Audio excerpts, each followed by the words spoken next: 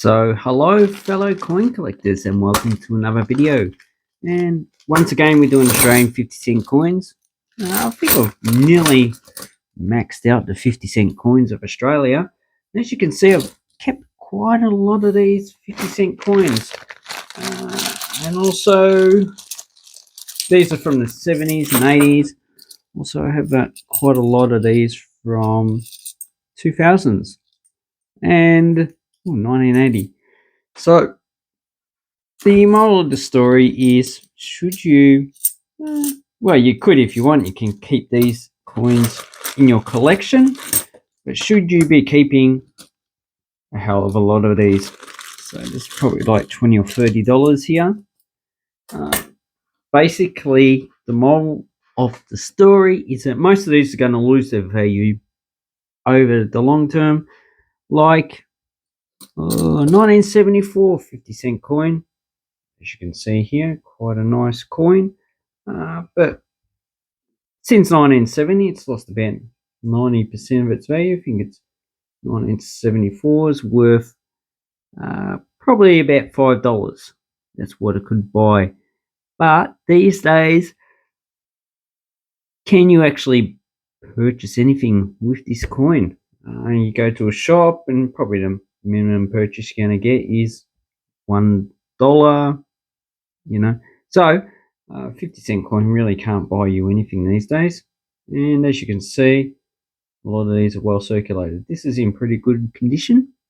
So 1974, if I can bring up the actual website. Oh, I've got a coin book in front of me. So 1974, 9 million. So let's have a look how many I've got. So I've got 1969, 74. Okay, whatever dates do I have? 73. So that's a lower mintage with 4 million. So that's the last vintage coin from the 70s. Got 72 with 5.6 million. Another 74, 74, 74, 3, 76. It's a higher vintage. 71. There you go, 1971. So any of the other coins I put there. And 1980. That's probably a double bar. 74. So pretty much the coins before 1975, because 1975 has a mintage of 9 million. So it's going to be a pretty common coin to find even these days. So I don't know why I kept the 1978 ones. Okay, 71, 72, 72. That's a nice grade 72. So here we have all of the coins. So I've got 69. I haven't kept any 70s. They're the commemorative coins, so I covered them in another video. 71, 72, 73, 74. And these are all the other dates. And then we have some two 1993s. So these ones you want to keep. Probably in this condition you'll probably spend it. But you should be able to get a few dollars. This has a mintage of 1 million. So it's a low mint. Usually when you get them in this condition, you can probably sell them for $5. That's what I sold them for in the past. But if they got some damage like on that rim, it will reduce the value. So the 1985 as well and the 93, I would keep pretty much in most grades unless it's really, really bad. Okay, then we have 1969. So this is the first year of issue. This had a mintage of 14 million, so it should be pretty common. These are okay conditions, but I wouldn't sell them by themselves. They'll probably sell for like 50 cents to $1 in this condition. So pretty much just face value.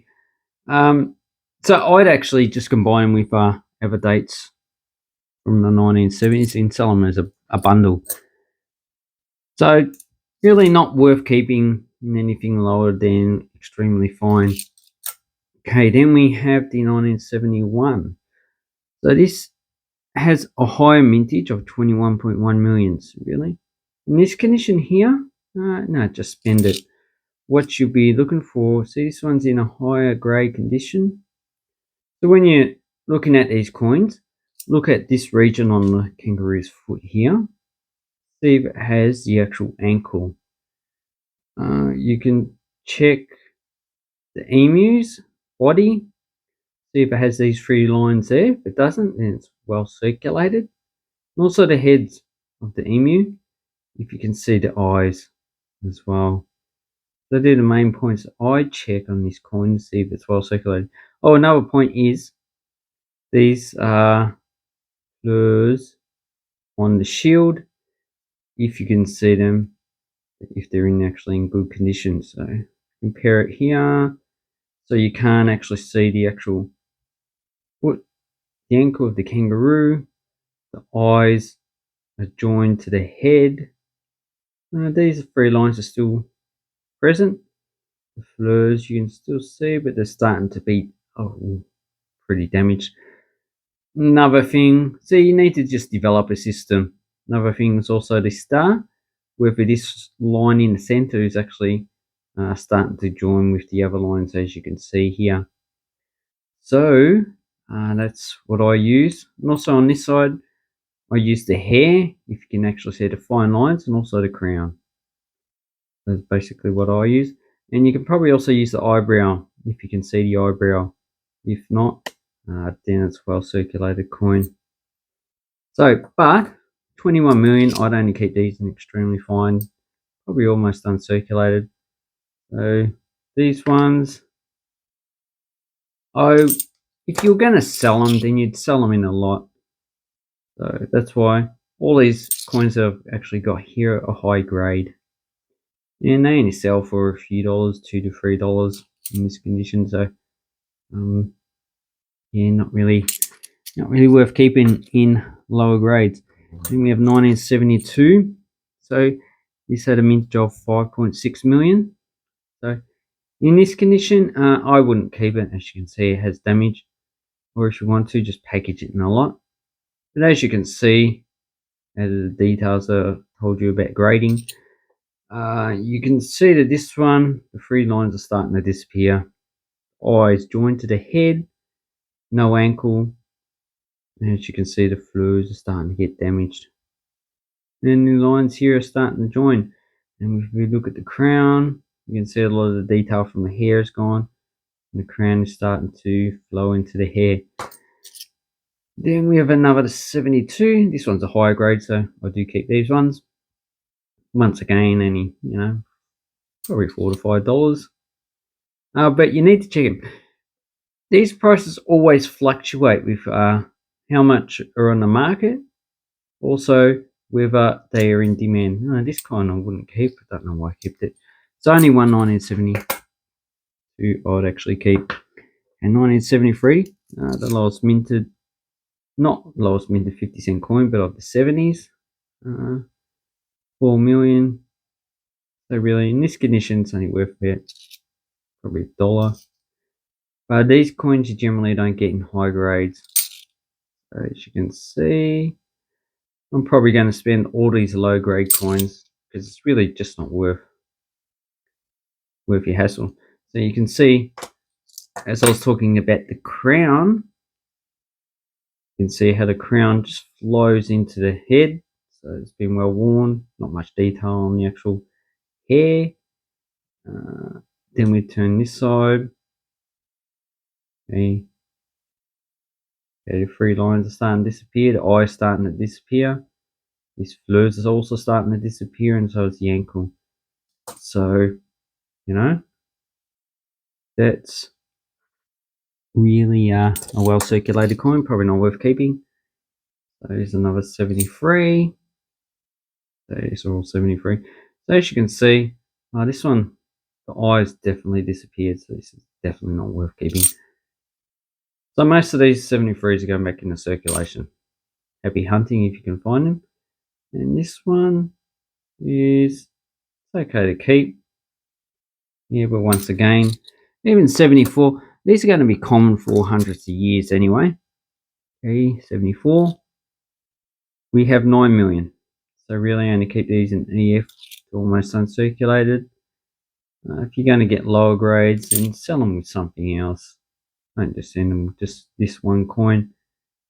Because really it's only, like in this condition, it's only worth $1. $1 at most. If you got lower grades like this, 50 cents. Yeah, this is in a better condition. See the eyebrows, the hair's still there, and the eyes separated. 3 lines. The ankle's gone though, and also the fleurs are still there, so it's an okay one to keep. Yeah, this one's more circulated. So the whole point is to cull your collection. You can keep these for a while, but you know, in the long term, it's probably better off if you're not keeping them. Okay, 81. So 81 they were issued in 2 forms. So there's a commemorative one, and there's this one, 24 million. Really only keep these in high grade. That's why I kept this one in pretty good condition. But still probably only face value really. Then we have 1980. So this one's pretty much almost uncirculated, but does have some toning. But this one is a double bar. So if we zoom into the actual coin, you can see the double bar behind the emu. So this one's probably worth between $10 and $20, depending on the day. Then we have this one, should also be a double bar. Yeah, there's a double bar as well. So this is generally the condition that you get. You sell for about $2 to $3. The 1980 seems to be more common than the 1979. And that's another double bar in worse condition, not really worth that much money. And 78. So 1978 had a mintage of 25.8 million. Really only keep it if it's uncirculated. So I don't know why I kept this. Maybe I just can't let it go. As you can see, it's not a double bar. Double bars are more common on 79 and 80. So that one, I'm probably just going to throw back. Another 78. As you can see, I do quite often find 78s in this condition. Then I just throw them back into the pond. And it's another double bar. Oh yeah, this too. So the 1980s only keep with double bars. And here's a 76.